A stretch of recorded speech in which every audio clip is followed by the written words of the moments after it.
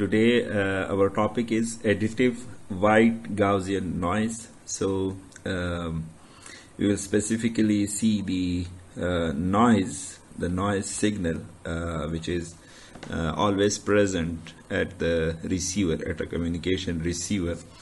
We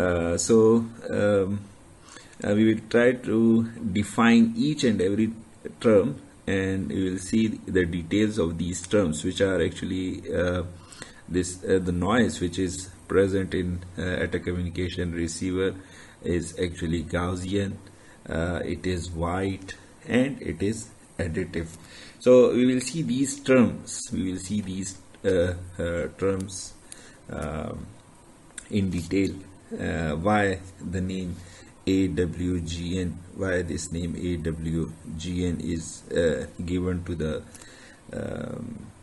the unwanted signal which is present at our receiver. So as we have already discussed the correlator demodulator in the previous lecture, and you are now in a better position to understand the concept of this noise term. You are familiar with the concept of the transmission, that if you transmit some waveform S of t, you would receive at the receiver a signal R of t, which is actually your transmitted signal, and there is an additional unwanted signal which is N of t. This N of t is actually unwanted signal, and this is noise. This is what we call noise. This unwanted signal this is an unwanted signal, and this is actually noise. Now this noise is always there at a communication receiver. This is a kind of noise which we cannot completely eliminate. We actually we cannot eliminate this noise, and the reason of the noise is actually the random motion of electrons. So this is present at a receiver, and it is thermal noise. We call it the thermal noise, the unwanted signal due to the random motion of electrons. So sometimes it is also called as thermal noise, or another name is given to this one, which is Gaussian noise. So sometimes it is called thermal noise or Gaussian noise. Gaussian noise. So we will see the model of this noise for the communication receivers. What we understand, that the thermal noise is the reason of this thermal noise is the random motion of electrons, or the heating effect of our devices, and that heating effect causes an unwanted, it just appears as an unwanted signal in our original signal at the receiver. So our received signal is actually the signal which we transmit, the transmitted signal plus an unwanted signal, which usually mask our original signal. So this signal, unwanted signal N of t, is known as additive white Gaussian noise. Now there are three key terms here. The term Gaussian, let's discuss each and every term in details. So why it is known as Gaussian? Well, the term additive is quite clear. If you observe this term additive, it has you can clearly see from this equation that as the noise add up to your original signal, so the term additive is used. The term additive is for this additive nature of this unwanted signal to the original signal. So this is actually adding to our original signal. Now we are discussing this received signal as we have already discussed earlier, we are assuming that our channel effect, there is no channel effect, or our channel is ideal, and we are only left with the wireless channel for which the impulse response h of t is taken as delta t, right?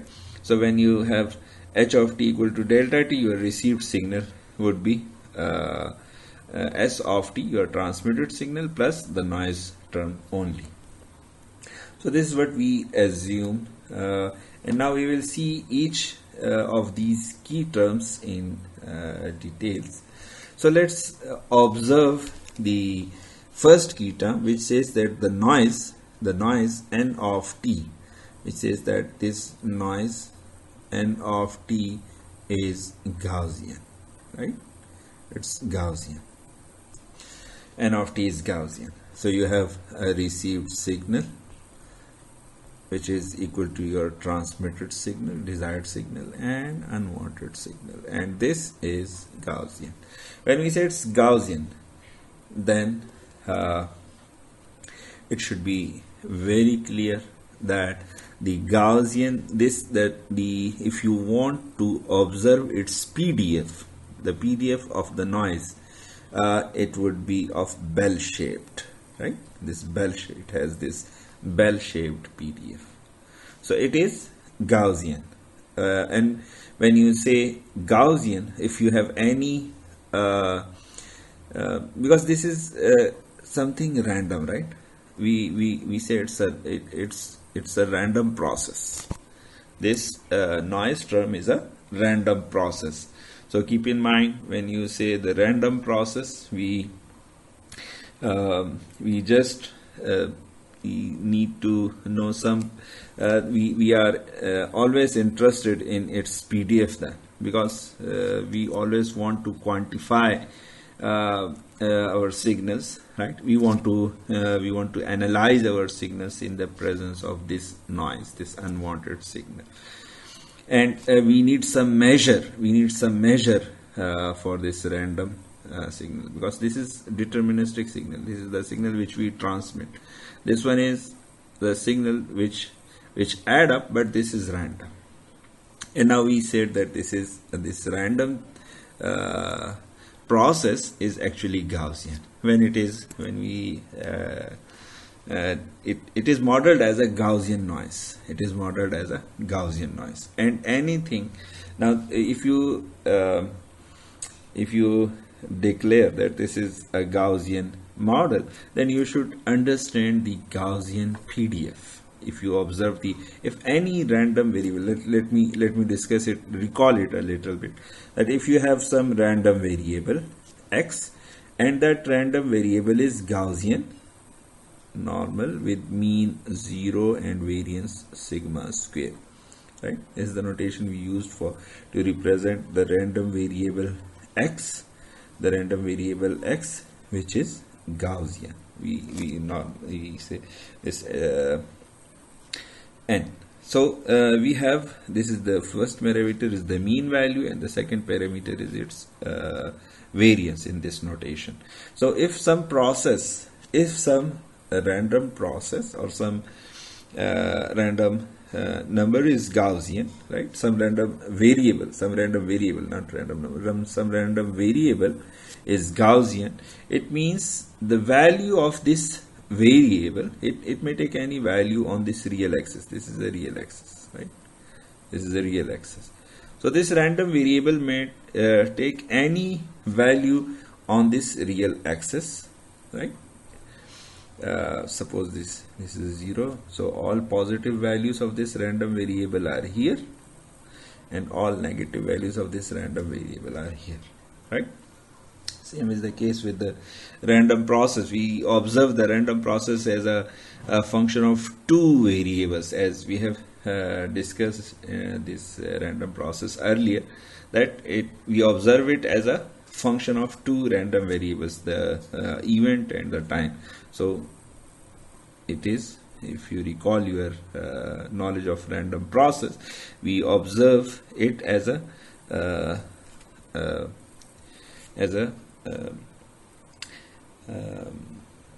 function of two variables, the event, and the time variable. So when something is random, if this noise is random, so we will have usually what our detector, if you observe your correlator receiver, your correlator demodulator, what actually we derive that, okay, we said that in our correlator demodulator, this is our received signal, and when we pass this received signal to the correlator demodulator, we get two values R0 and R1 from two branches, and these two values R0, as we have discussed earlier, that if you suppose that you are transmitting one of the two signals, S0 of t or S1 of t, for binary 1 and binary 0. So when you transmit S0 of t,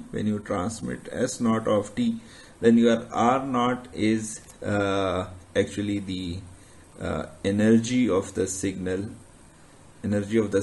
plus n0, right? And your R1 is 0 plus n1, which is just noise, right? Just noise. So these are the value which we discussed in our previous lecture, that this is the signal. Now here again you can see that you have these two values to decide for the purpose of decision. You have these two values, R0 and R1, and if you observe your R0, it is having energy. This is we know it, that what is the energy of our transmitted signal, S0, right? We know this energy, but there is another term which is n0, and this, and we don't know the this n term. This is something random, right? This is a random variable, you can say a random process. And if you observe your signal, your n0 is actually S0 of t and n of t dt. This is your n0 is actually this thing, right? The integral of S0 and n0. So this random process, if you multiply it with some deterministic signal and you integrate it, you get the number, you get this value, which is again random. So keep this in mind. If a random process n of t, if this is a random, if it is a sample from the random process, you multiply it with something, some constant, or you integrate it, whatever is the result, that result is also random. That is also random. So if this is this n of t is modeled as zero mean Gaussian process, this n of t which is in our signal, this n of t is actually zero mean Gaussian process. This is zero mean Gaussian, right?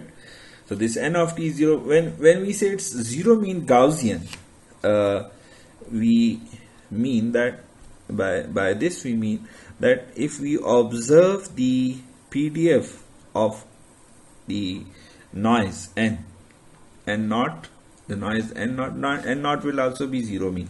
If n of t is zero mean, n naught will also be zero mean Gaussian, right? So it has the same PDF. N naught has the same PDF as n of t. So if we observe this PDF,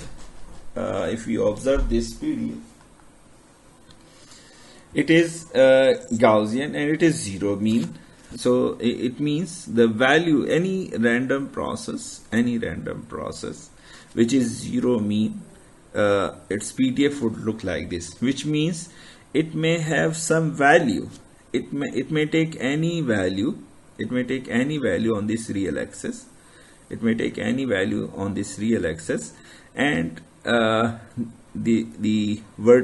you keep this in mind, that the horizontal axis are the real values, and the vertical axis here, this is the probability density. What does it mean now? When we say probability density, and we have this random variable n.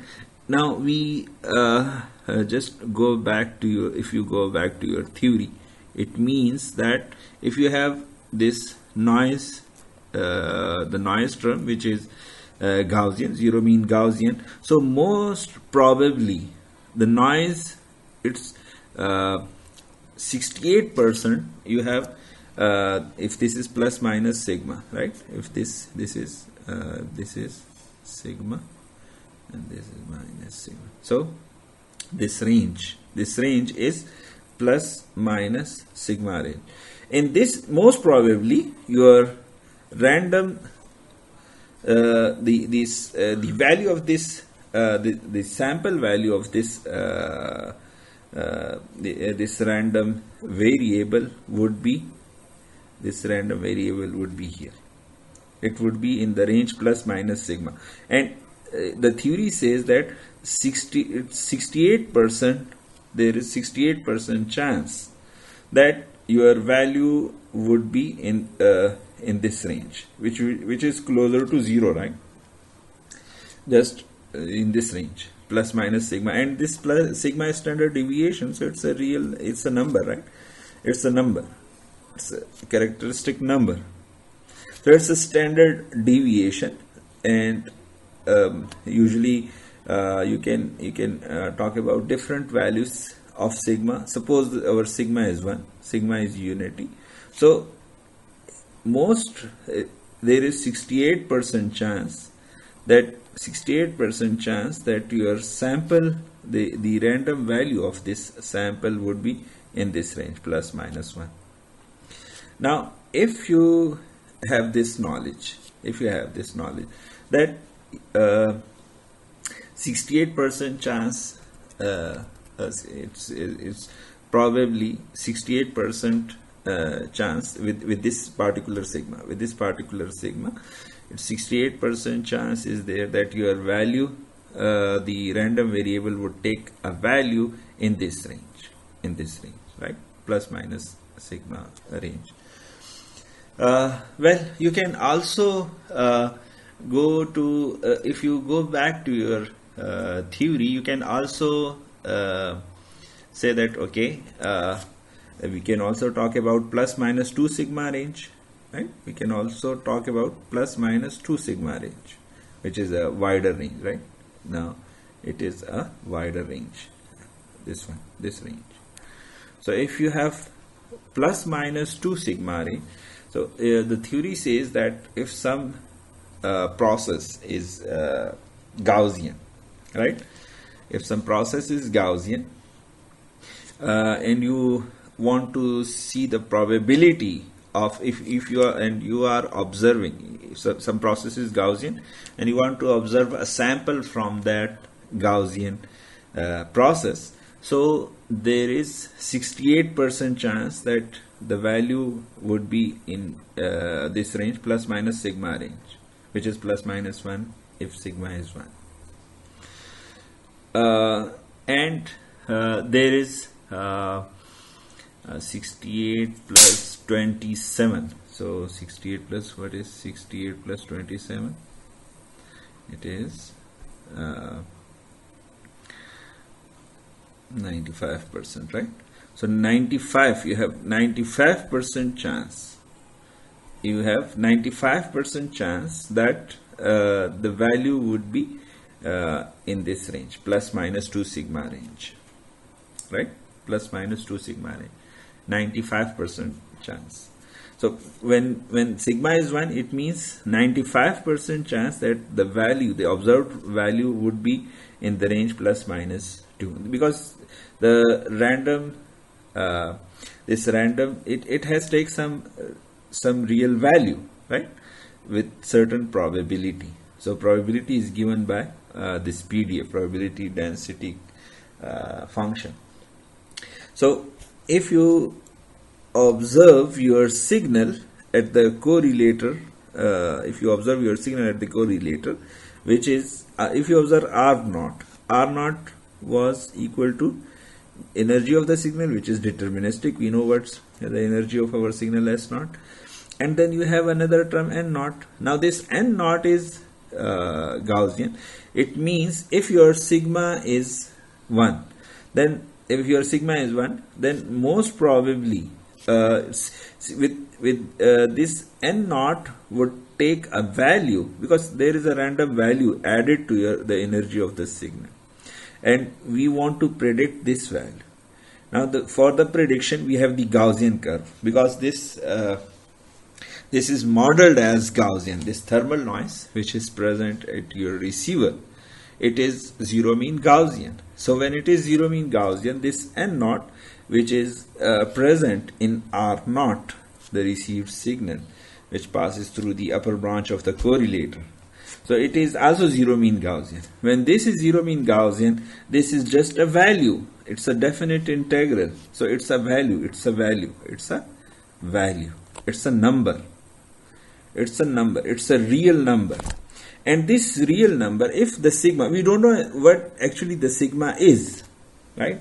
Usually the sigma is constant, but because it's a random process, so even the sigma is the sigma would be constant, but we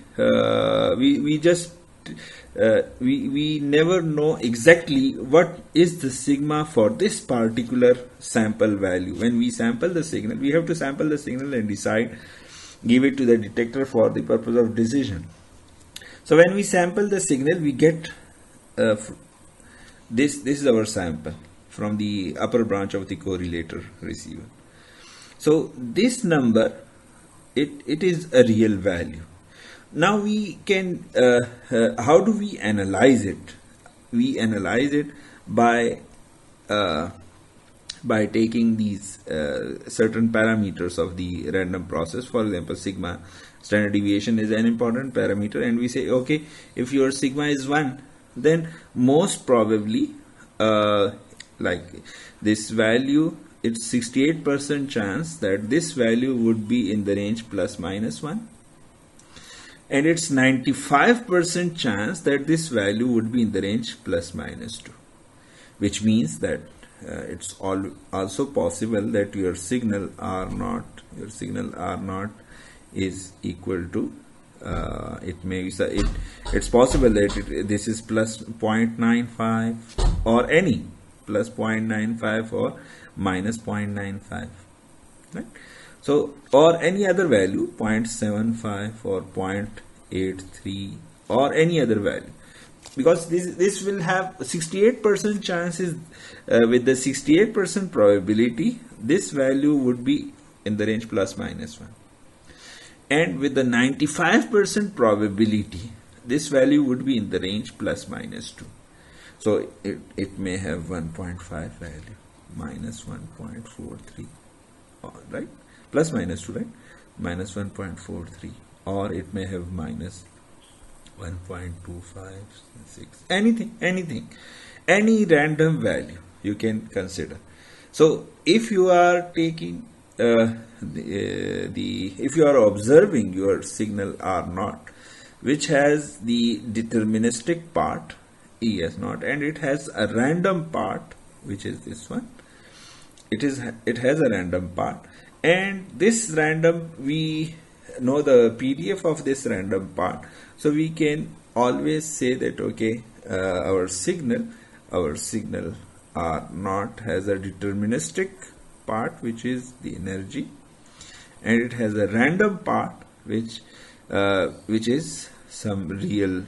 Now this is also, when we say it's energy, so it's a number, right? Again, it's a value, a real number. So your deterministic real number is modified by this random number N0, and it takes some value.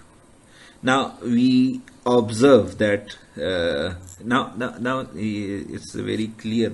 Here you should be you can, based on the statistic, based on the PDF of this, based on the probability density function of this random value, you can find the probability density function of R naught.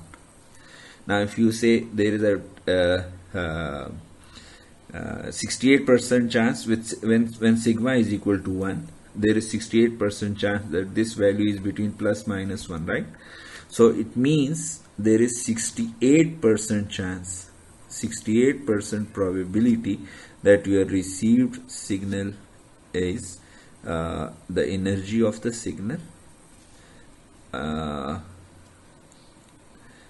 in the received signal is the energy of the signal plus 1 and plus minus 1, right?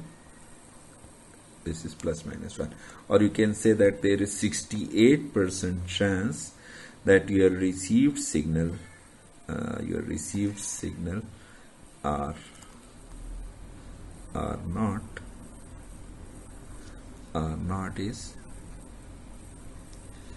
not plus 1 E energy minus 1. So you can say that, okay, your received signal R with a 68% probability, your received signal would be here. It would have this value, and with the 95%, there is 95% probability. There is 95% probability that your received signal would be in this range, right? So this is how you find, based on the probability density function of this random process, unwanted signal, you want to find the probability density function of your R naught, which we will discuss later on. We will discuss this later on, but here I mentioned it just to clarify. Then when you talk about the noise term which is present in your signal, it is present in your signal. We started with the with this equation, right? S of t and n of t, and we said that this is Gaussian. Now we are discussing the Gaussian nature of this thermal noise or Johnson noise, which is unwanted signal present in our desired signal. So when it is Gaussian,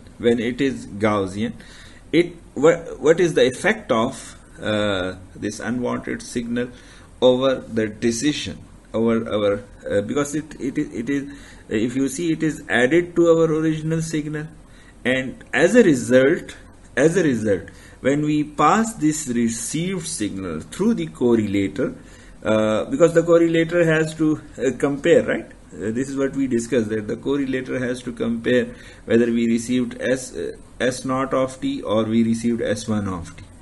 So S naught of t, the correlation with S naught of t, if you observe your correlator receiver, we said that our correlator actually multiply the received signal with S naught, and then it integrates it, right? It integrates, and we observe the output of this integral at an instant t equal to capital T, and when we observe this output, it is R naught. This output is R naught, and we derive this output for the upper branch.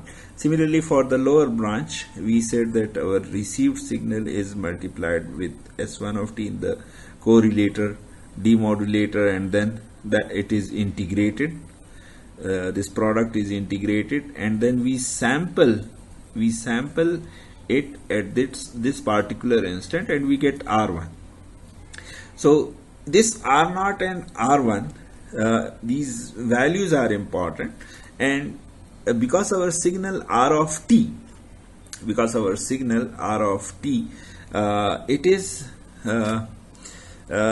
it has the unwanted signal n of t, which is zero mean Gaussian. It is zero mean Gaussian. So the effect of this zero mean Gaussian appears here on R0 and R1, because this is zero mean Gaussian. So when you observe your R0, these are the values. R0 and R1 are the sample values, because we are sampling our signal, right? So these are sampling a sample at the output of this integrator. So the correlator, this is a correlator, right? So these sample values consist of a deterministic value which is from the signal, and a random value which is from this unwanted Gaussian process, Gaussian process and random process. So this unwanted signal is also zero mean. This is also zero mean, right? It is because of this zero mean unwanted signal. So we have this zero mean unwanted sample value. Now here it is. This is sample value. This is the waveform, right? In this equation we have unwanted signal, and that is the waveform. This is just a sample function n of t. It's the same sample function which we discussed in the random process. It's some sample function, and when that is a zero mean process, and when you sample this sample function, when you observe when you observed your R0, which is actually the sampled output, which is the sampled output here, and that sample is taken at this instant t equal to capital T. When you observe it, it has an unwanted value N0, which is again zero mean. It has the same PDF, the Gaussian PDF, right? And because of this uncertain, this is uncertainty, this is deterministic part, this is random part of our received signal, right? This is our received sample value. So this unwanted signal is random, and what happens when something when you add up some random value to a deterministic value, the result is a random value. Now, based on we know the PDF of this N0, it is Gaussian, because we already say that the noise is modeled as Gaussian noise. So we have this PDF, and if you observe the PDF of a Gaussian noise, suppose we say that okay, in general n is Gaussian.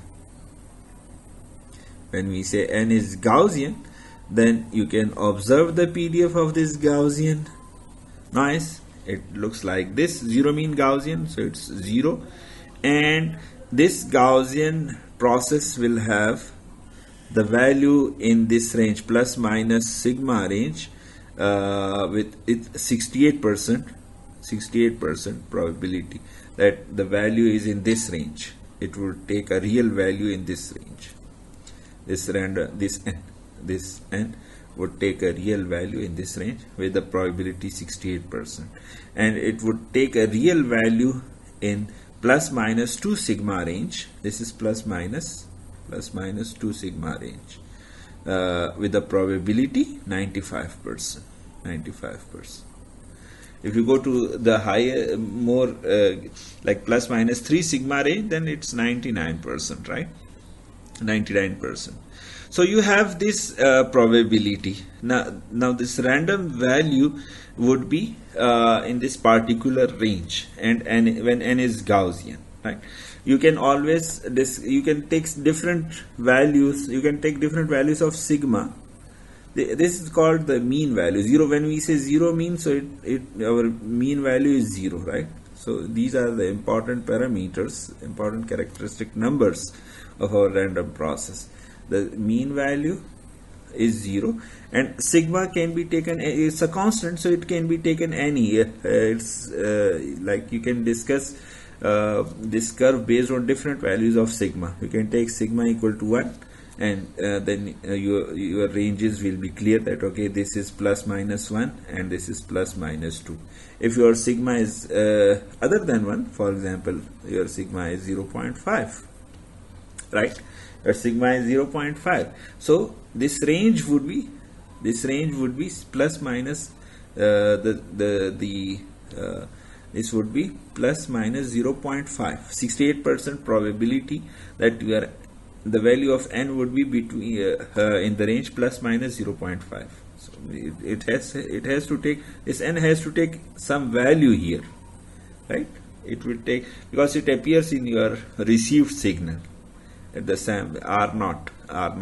R sub naught is your received sampled value. So it would be, if your sigma is 0.5, so it would be with 68% probability it would be in this range, and with 95% probability, with 95% probability, if your sigma is 0.5, 95% probability your range would be plus minus 1, plus minus 2 sigma, which is plus minus 1 then. So it depends upon this sigma, but the sigma is you take the mean value and the sigma value constant, and if you observe the mathematical expression of this noise, the Gaussian noise, the Gaussian variable, if you observe the mathematical, if you say that n is Gaussian, right? This is what we said, that n is Gaussian. So if you observe the PDF of this n, that is bell shaped, the PDF is bell shaped, and the expression for this PDF, the mathematical expression for this PDF is 1 over under root 2 pi sigma square, 1 over under root 2 pi sigma square e raised to the power minus, because it's 0 mean, so n square over 2 sigma square. So this is the mathematical expression for your Gaussian process. So the noise is Gaussian, n is Gaussian, and it has this mathematical expression. If now if you observe it, it is just a function of n, right? One variable n. So it means other parameters such as this pi, you know that pi is constant, sigma is also constant. So you have to observe, you can plot this right hand side in the octave. You can plot it for different values of sigma. So just for the as a function of n, you can see, you can just observe it as a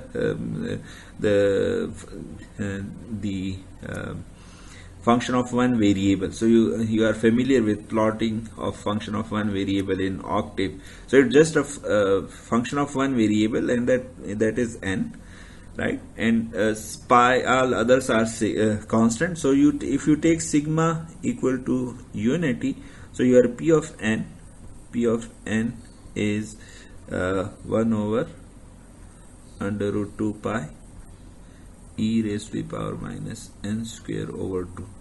So if you want to plot this equation for sigma equal to unity, you can plot it. Just take different values of n. For example, take the range of n.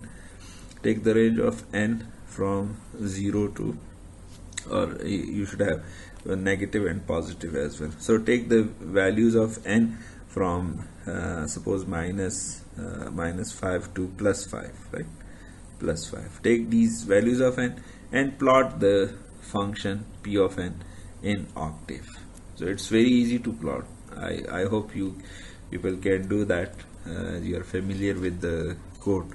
You just take n values as you have seen, you can take n minus 5, and with a step of, suppose I'm taking a small step up to plus 5, right? This is your n value. So in octave you can just take these n from minus 5 to plus 5 and just write this one over this expression. Write this expression in octave. Write this expression in octave, the right hand side. 1 over square root 2 pi e raised to, for e you are using the built-in function exponential, right? Exponential. So just n square over 2. Just try to write this expression in octave, and you would get the value of you will get the function value. Just plot that one, p of n. Just plot that p of n. So if you plot it, you would get this bell-shaped curve, the same which is shown in your book. You would get this ideal bell-shaped curve with zero mean, and this PDF for sigma equal to 1. So you can observe this. When you take sigma equal to 1, you would get this PDF. If you take sigma greater than 1, if you plot the same for sigma greater than 1, then your PDF would it would look like this. No, not like that. Let me plot it. It would expand for sigma greater than 1. And if you take some sigma less than 1, right? If you take sigma less than 1, it would be something like this. For sigma less than 1, it would be like this. So you can plot these for different values of sigma, but keep in mind, as the theory says, that whatever is your sigma, whether it is 1, greater than 1, less than 1, you will always have 68% probability that the value would the random value, if we observe just one sample from that random process, it would have 68% chance that it is in plus minus sigma, 95% chance that it is in plus minus 2 sigma value. And you can use the octave for generating this random values of this Gaussian noise, right? You usually use the built-in function random number function. This built-in function is used in Octave as well as in MATLAB to generate the random value of these random process, and along with this you use a histogram function to verify that this is your theoretical plot. So when you generate your random values from random function and plot its histogram, you can observe that you are actually, when you take sigma equal to 1, your theoretical plot, which is this blue one, your histogram would look like it would have this range. So you can always plot it. You will see in the Octave as well. But this is how the Gaussian term explains in this, the key term Gaussian means in our additive white Gaussian noise. So the term Gaussian is, I hope the term Gaussian in AWGN is now clear. The term Gaussian, right? The term Gaussian in AWGN is now clear. So it's Gaussian nature of noise, right? It's Gaussian nature of noise.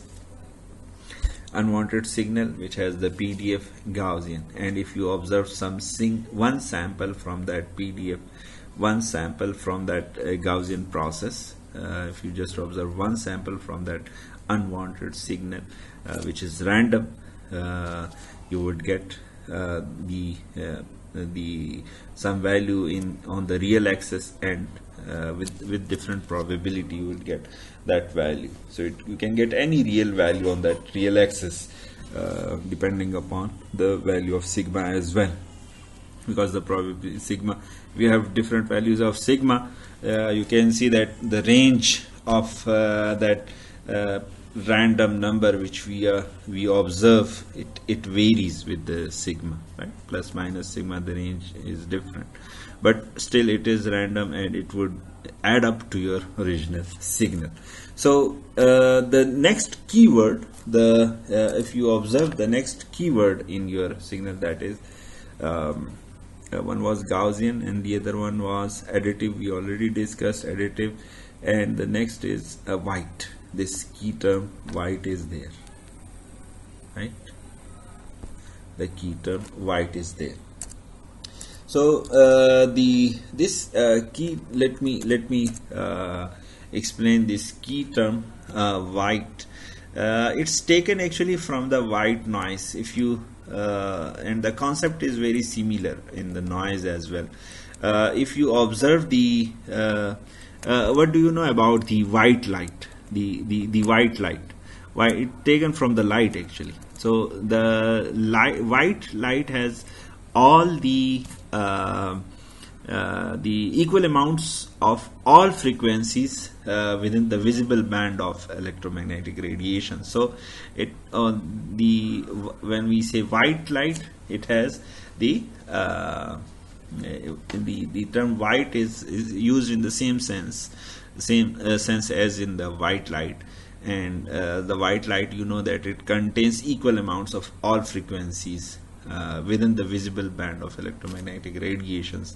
So here when we say the noise is white, the term white refers to the power spectral density, the power spectral density of the noise.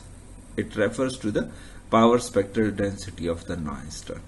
So our signal R of t, which is the original deterministic signal, and the term noise is there. So when we say it is white, we refer to the power spectral density of the noise. And if you observe the power spectral density, actually the power spectral density of the noise, which gives you the information that what is the power of noise in a particular band or on a particular frequency. So if you observe the power spectral density of noise, if you observe that curve which is shown in your book, it is a straight line, and this is n naught over 2. This is a straight line, right? And let me write it here. This is n naught over 2. This n naught is here, and this is n naught over 2. This peak is n naught over 2. And the power spectral density of noise, which is denoted by G sub n of f. G sub n of f. So it is a straight line. What does it mean now? What does it mean? That if you observe the noise and if you observe the unit of the noise, the unit of this power spectral density is watts per hertz. Watts per hertz. So it means if you observe the noise at any frequency, whether you are operating, your receiver is operating in megahertz or gigahertz, right? From 0 up to 10 raised to the power 12 hertz. In any frequency, if you observe the power of the noise, it is n naught over 2. N naught is constant, Johnson constant. So it is or in other words, if you are operating, if your system is operating on a carrier frequency which is in this range, whether it is in megahertz or it is in gigahertz, as you see your GSM, your mobile communication, it works in megahertz range, right? Now in gigahertz as well, in the 4G, you can it's in gigahertz, so the carrier frequency is in gigahertz. Earlier it was in megahertz. So whether it is in megahertz, your carrier frequency is in megahertz or in gigahertz, the noise, the equal amount of noise is there for that particular frequency, watts per hertz. It is n naught over 2.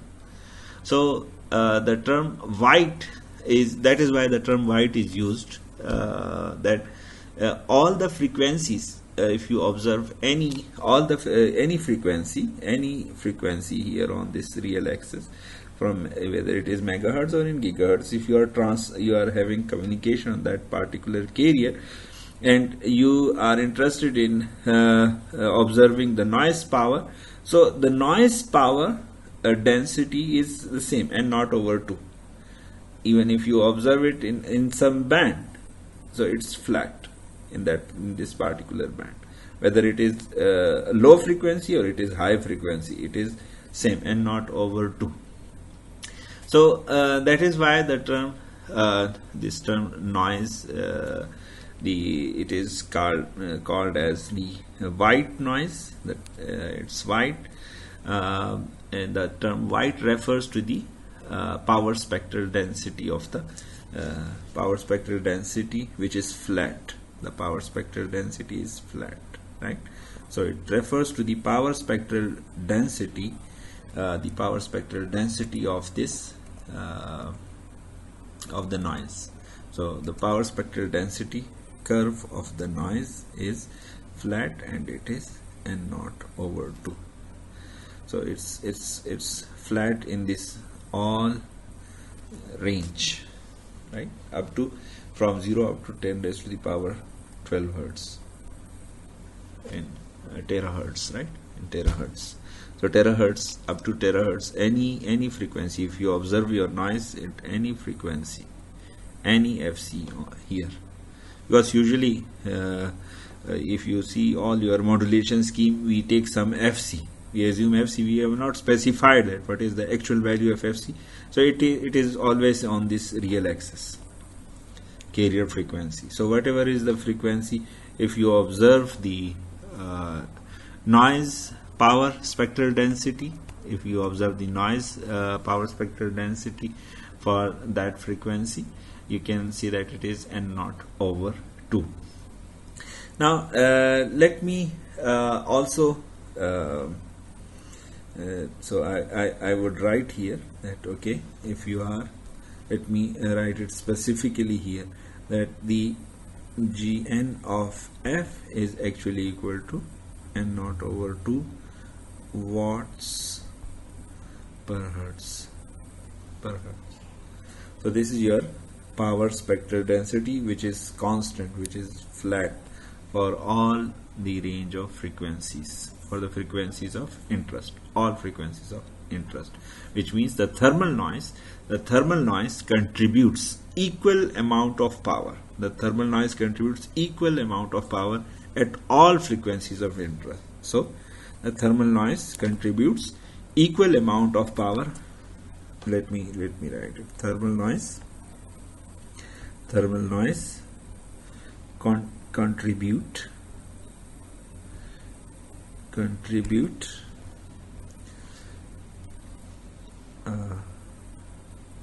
it contributes equal amount of power at all frequencies of interest, right? It contributes equal amount of power at all frequencies of interest, whether it is in kilohertz or it is in megahertz or it is in gigahertz or terahertz. So this is the power spectral density, and the term white refers to this flat curve, right? The term white is used in the same sense as in the white light. Keep this in mind, as we have already we discussed this power spectral density. So if you go back to your autocorrelation function, the power spectral density Gn of F for the noise, and the autocorrelation, which is denoted by Rn of tau, they make a Fourier pair. Right? So if you have the autocorrelation, now if you graphically, if you observe the power spectral density, it is a flat curve, right, on the frequency axis. If you observe the autocorrelation, it's an impulse. So this is this impulse. This is the autocorrelation. autocorrelation of the white noise. So they make a Fourier pair, which means if you have the autocorrelation function, if you have the autocorrelation function of noise, you can also get, and you take the Fourier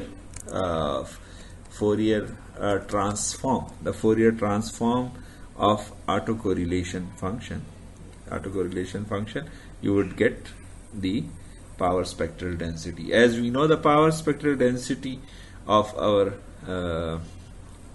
noise, so taking the inverse Fourier, which we denote by F inverse, taking the inverse Fourier of this power spectral density would give you the autocorrelation function. So if you take if you have a flat n naught over 2, you have a flat power spectral density, and you take the Fourier inverse. If you take the Fourier inverse of this curve using your Fourier tables, if you observe the if you take the Fourier inverse of your GN of F, right, which is actually the Fourier inverse of n naught over 2, right, n naught over 2.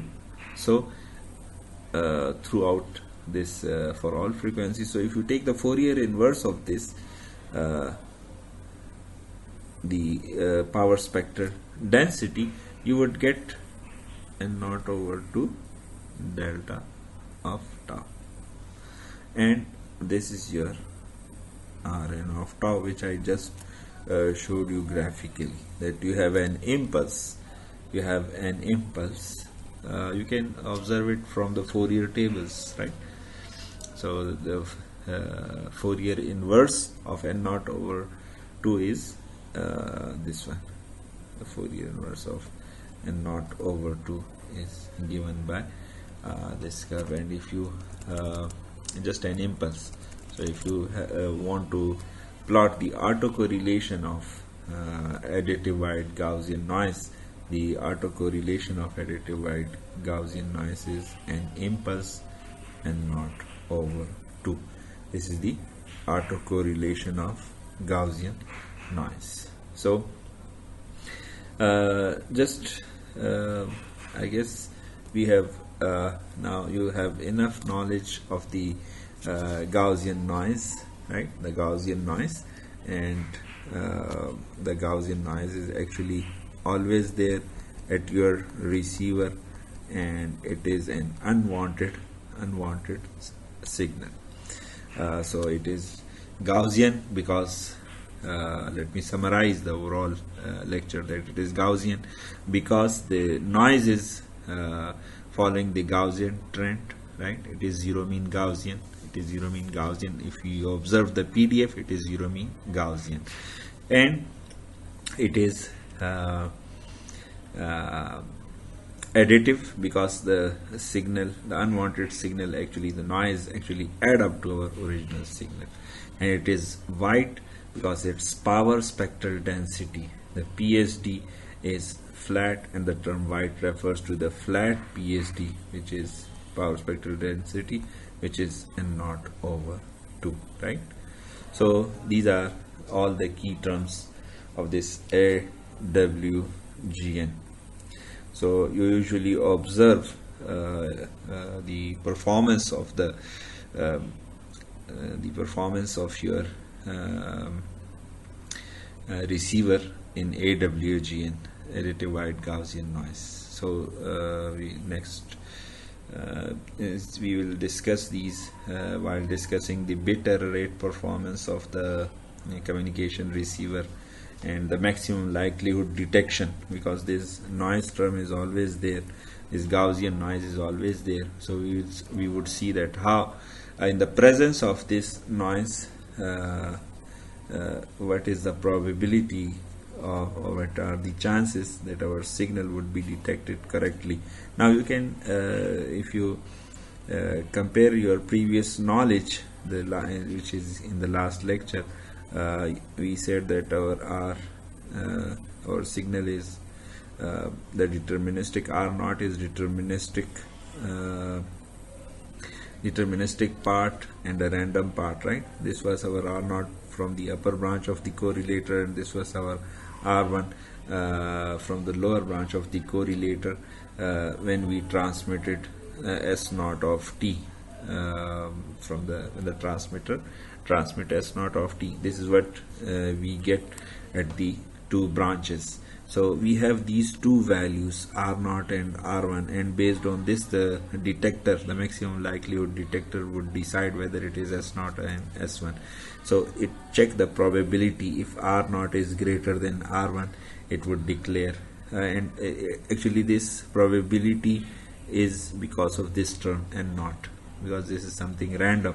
So it is, we see that what is the probability that it would be in the range plus minus sigma. So we get the probability that our R0 would be detected correctly, or it would not be mixed with or in other words our R0 would be greater than R1, right? So usually it is closer to 0 with 68% probability in plus minus sigma range.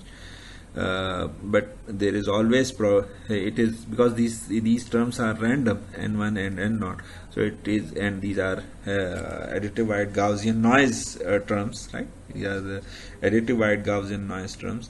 So if our receiver usually make error when this n0 is smaller, right? It is closer to 0. When it is closer to 0 and this n1, which is in the second branch, is larger, when it is a larger value, right?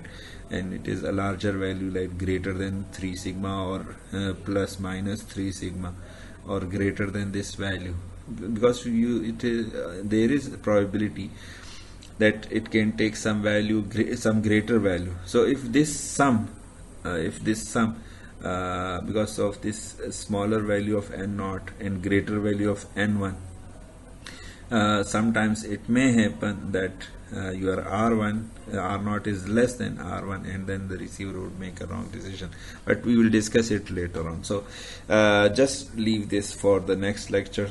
Concentrate on this additive wide Gaussian noise for today's lecture, and if you have any query you can